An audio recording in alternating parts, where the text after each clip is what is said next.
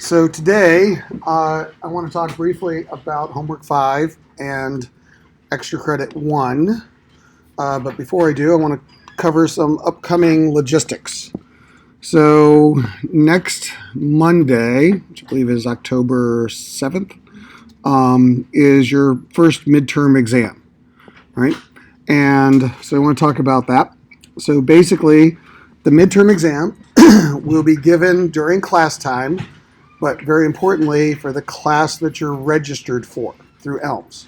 So if you happen to be in a different section, you have to take the midterm during the time that you're registered through UMEG. So for example, right now we're in the 2 p.m. section. So if you were in the 12:30 section, you'd have to take it between 12:30 and 2. If you're in the 2 p.m. section, 2 to 3:30, etc. So very, very important. The exam will open 5 minutes before the start of your section time. So in this section, it'll open up at 1:55 p.m. Okay, and it'll close 90 minutes later. Basically, if it starts at 2, it'll close at 3:30. Starts at 11, 12:30. Starts at 12:30, close at 2, and 3:30 closes at 5. And during that time, you have to download and finish the exam, upload, and submit. Okay, so the deadline is the actual time 90 minutes later. And essentially at that point, the link will go away. Once the link goes away, you can't submit. And the exam is 7.5% of your semester grade. So what is the midterm 1? It's actually pretty straightforward. It's just an economic statement conversion. That's it. I'm not testing you on any other theory for midterm 1. That will be midterm 2. Okay. So midterm 2 will be a different type of exam. It'll involve essay questions, multiple choice, short answer, etc. Midterm 1 is very straightforward. I'm going to give you an Excel file, which you will download, income statements and balance sheets with the labels, and you're going to convert it into the 4 economic statements: TII, TFI, CFI, economic profit. You'll convert and balance them. You'll submit that back to ELMS, and that's it. That's the entire exam. Okay. Now, very important, you have to use the Excel file that I give you to do the work and submit. So if you submit any other Excel file than the one I give you, which you'll then manipulate, and you submit a different file, you'll get a 0 with a strong look on whether we're going to send you to the Honor Council for an honor code violation. There is no reason not to resubmit with the work that you've added to the Excel file that I give you. Okay, so you must resubmit that file, which will have a digital signature on it, so we'll know if you didn't submit that file. So there's no reason to do that. Okay? So as all exams are in this class, it is open book, open notes. You'll obviously need a computer. Now you won't have to physically be in this classroom. Since it's an online exam, you can take it anywhere that has an internet connection. Just make sure you're taking it on a stable connection and on a computer that's stable during that period of time, during that window. All right. But I will say, in terms of the exam, if you have any technical challenges, make sure that you email them at the end of the period, and minutes matter. Okay, so if your exam is due at 3:30, then I expect an email no later than 3:31 saying my browser crashed, here's my Excel file, it is attached. Because if you send it to me at 3:47, then I'm probably going to not accept it. Okay, so if you do have a technical problem, the timestamp of your email will be critical when we look at technical problem and submission. Okay, so again, you're not allowed to have extra time. That's just fairness across all of the sections. So back to the open book, open notes. So again, in this class, you are able to use anything from the lecture notes, anything from your previous homework submission. So for example, you could use homework, was it 3 or 4? You can also use the practice midterms as a guide. The only thing you cannot do is, number 1, you can't collaborate. Okay, so this is an individual exam. You can't take it with any other assistants. You do it individually. And you can't use any previous exams from previous semester. That's not allowed. So again, we talked about this as part of the honor code, that you're not allowed to use previous class materials through any of the online websites or previous students. And you can't use a solver. Solvers are not allowed. You can only convert the exam during the exam period. You're not allowed to basically put the data through an auto solver and then give me the answer. So solvers are not going to be allowed. Right? And the exam is going to be set up that you probably couldn't do it anyways. All right. So, questions about the exam?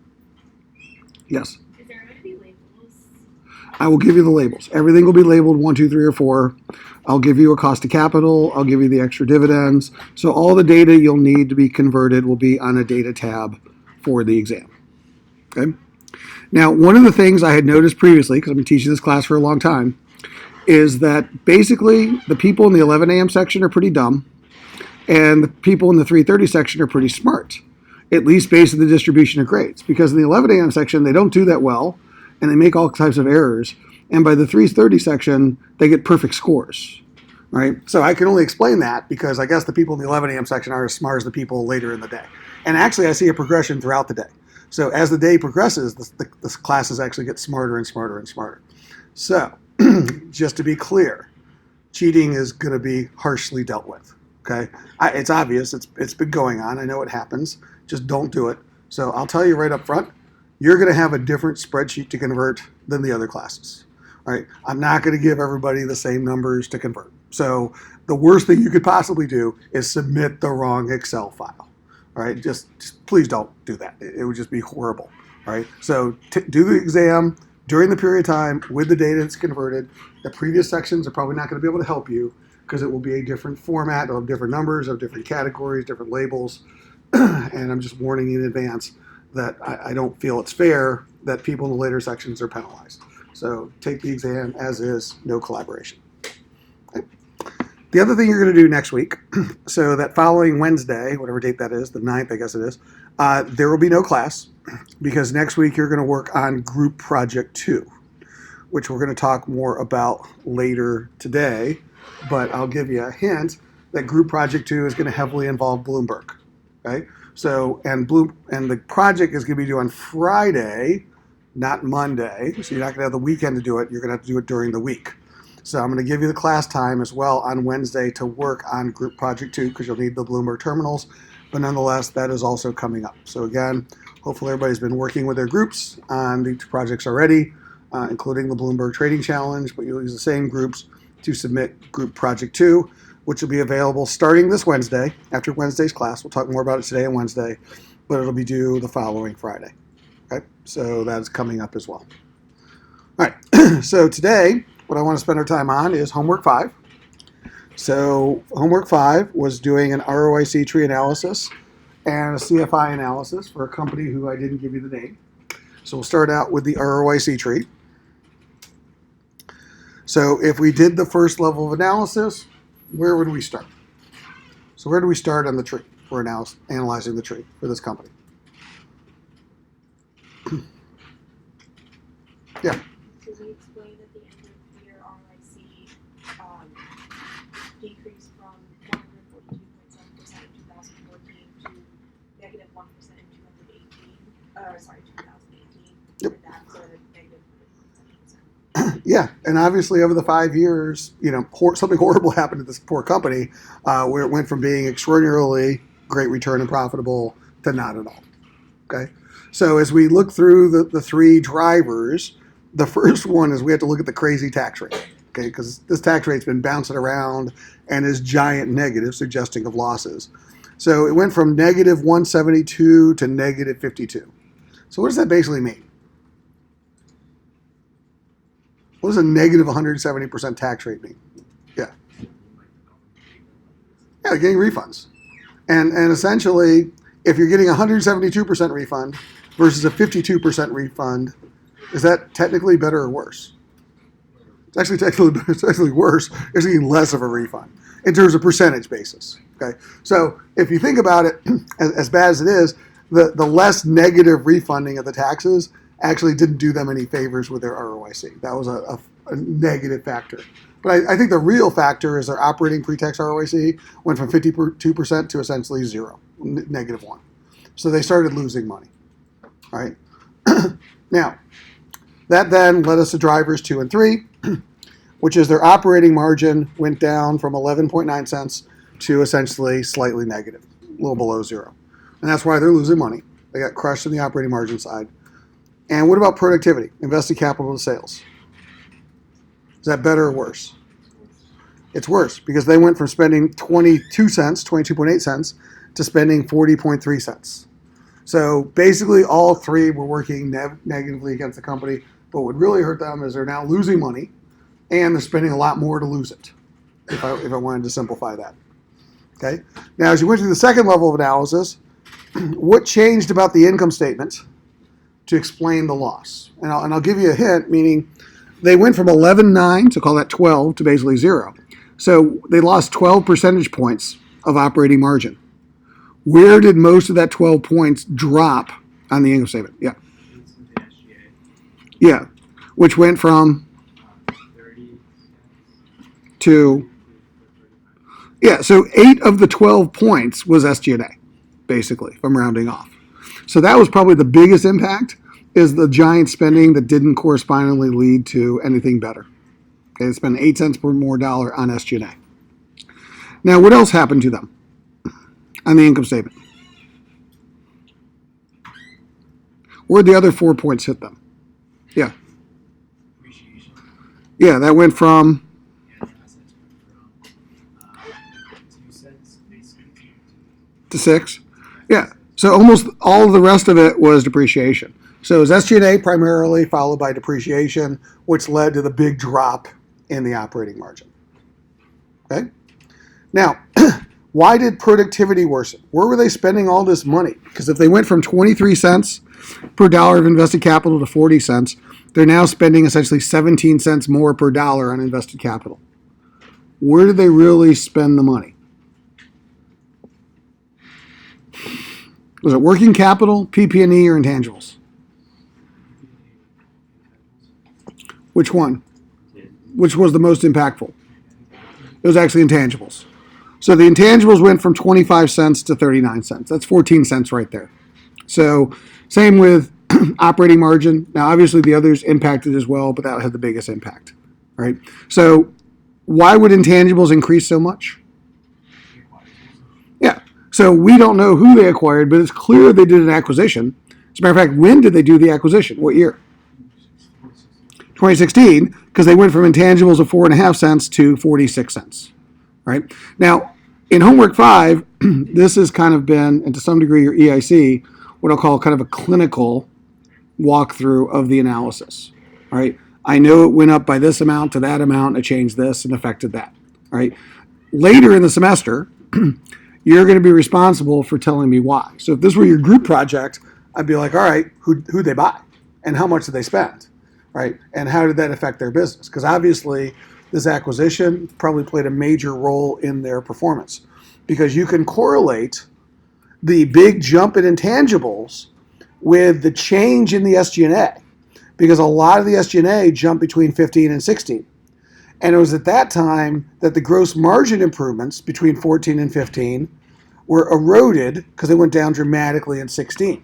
So when they acquired this company, and it hasn't changed, it doesn't appear that there are a lot of synergies have happened, because post-acquisition, this business is actually doing much worse than pre-acquisition, even 2 years after the acquisition. Okay? So something obviously changed. We need to know what. Okay? But the other side of the productivity, as somebody pointed out, is they are spending more in PP&E, 6 cents per dollar to 8 cents per dollar. And again, it appears that some of that change occurred post-acquisition. And working capital went from -8 to -7, 6.7. So essentially, they're spending more incrementally on working capital. But as I look through all of the years, notice between 15 and 16, big change in gross margin. 15 and 16, big change in SG&A, which is the 15 and 16 change in the operating margin, and the big increase in invested capital sales and the worsening of productivity between 15 and 16.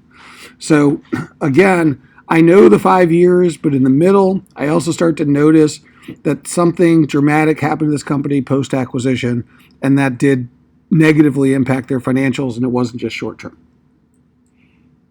Okay, questions about the ROIC? CFI. So for the same nameless company, let's look at their CFI. Where do we start? Not the operating income. We start where? Yeah. I want you to start with the free cash flow. So if we start with the total, we start out with the free cash flow is negative 1.4 billion. Right? So start there. Now the first thing is there's a signaling here that says, okay, I got a negative free cash flow, which means at some point I got to go figure out where this company got the 1.4 billion to fund itself. But the next piece is, why do they have negative free cash flow? Okay, so they generated 9.3 billion of gross cash flow. They averaged 59% reinvestment, and they ended up with free cash flow before goodwill of 3.8 billion. So we know it wasn't the operations. So what really drove down the free cash flow to go negative? It was the acquisition. Matter of fact, it was the 10.4 billion of goodwill that they added in 2016. That was basically wiped out all their free cash flow, is the acquisition premium. So taking out the acquisition premium, the business was generating cash flow, but obviously they spent a huge amount on the acquisition. Now, looking at our signaling effects, what about the ratio of Capex and depreciation? We said that was an important message last week when we were looking at companies. What can we say about the Capex and depreciation?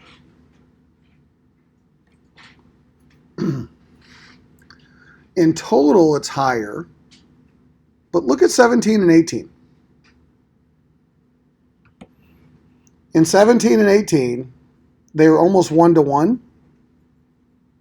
So is this company, based on that little rule of thumb, looking at tremendous growth? Are they spending a lot on Capex for growth? Matter of fact, here's where I want you to connect dots. What on the ROIC tree kind of supports that? That they wouldn't be spending a lot on Capex to grow. Yeah. One, having a lot of PP&E, but I think it's actually something even more fundamental.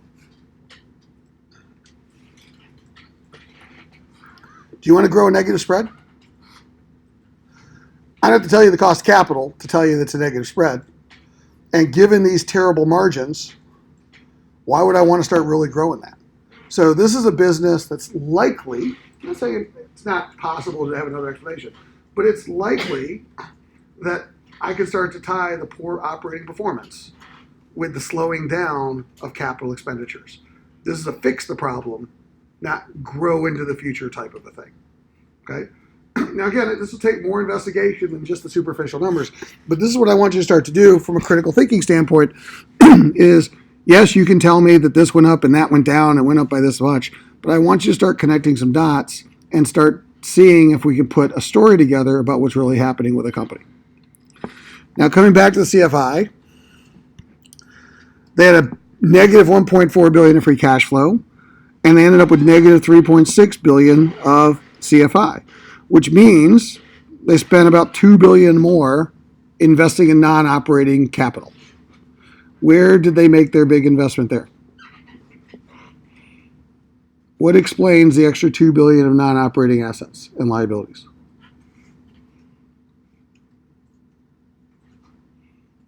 What's your highlight from the next section? So now we're trying to get from here to here. We're trying to look at this section. So what's the big number there?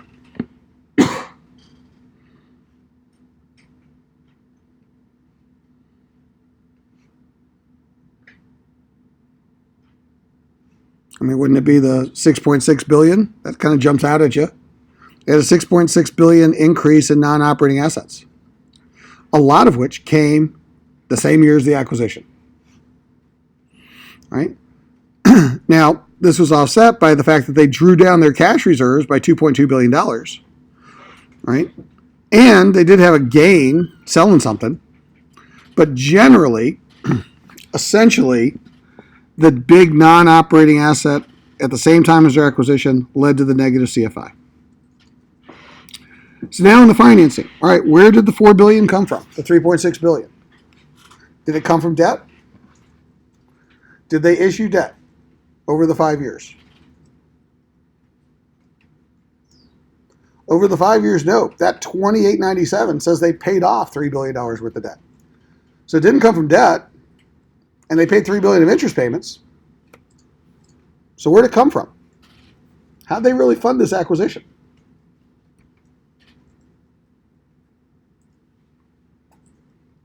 What are the big negative numbers here?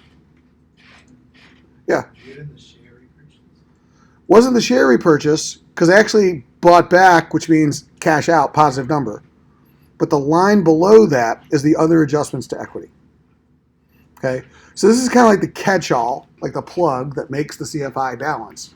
So somebody speculated in a previous class, we could check this, that maybe when they did the acquisition, it wasn't all cash and stock. Okay, or they made some other equity adjustments, right? But that could be one of the things they did because they didn't use debt to buy the company. So maybe they either sold shares or made an equity part of the purchase. What's the other thing they used to finance the business? How they else make the cash flow positive? That allowed them to pay off debt, pay dividends, buy back stock, and make interest expense. What was the other big negative? The retirement-related liabilities. Basically, they owe $4 billion more of money to the employees that they haven't yet paid yet. Okay, so here's the deal. You're still pretty young in this class, so you'll never retire. We'll take your retirement ability away. You're just going to work till you die. Okay, that's just the way the world will be. But basically, in the olden days, 15, 20 years ago, companies used to have what are called pensions. And the idea is that you'd work for a company for 20 or so years, and at the end, when you retired, the company would give you money to retire on, and they'd pay you monthly or whatever, some kind of stipend. And the idea is that when they were paid, you were paid as a payroll, I'd put aside some money, and I'd have a liability for what I'd eventually owe you when you retire, and I'd have a pension asset that I, the company, would invest in to grow so I could eventually afford to pay you. Okay? But during the financial crisis of the 2000s, we noticed something in the U.S. Number one, that companies weren't funding the pension assets at the rate that they should have. They were promising the liabilities, but they really weren't setting aside the money to pay those assets, and they weren't growing at the rate that was expected. So when companies started going bankrupt and they defaulted on their pensions, and General Motors was the tipping point, because there was a government agency called the Pension Benefit Guarantee Trust or something like that, and it was the backstop insurance to fund the pensions if a company ever defaulted on its obligations.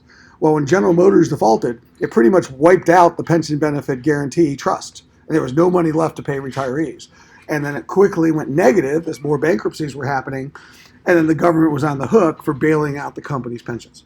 So that's when you actually saw changes where we could see is the rise of the 401k. Okay? Because the government started to say, look, you can't have all these liabilities that are unfunded. So we're not going to let you do that anymore.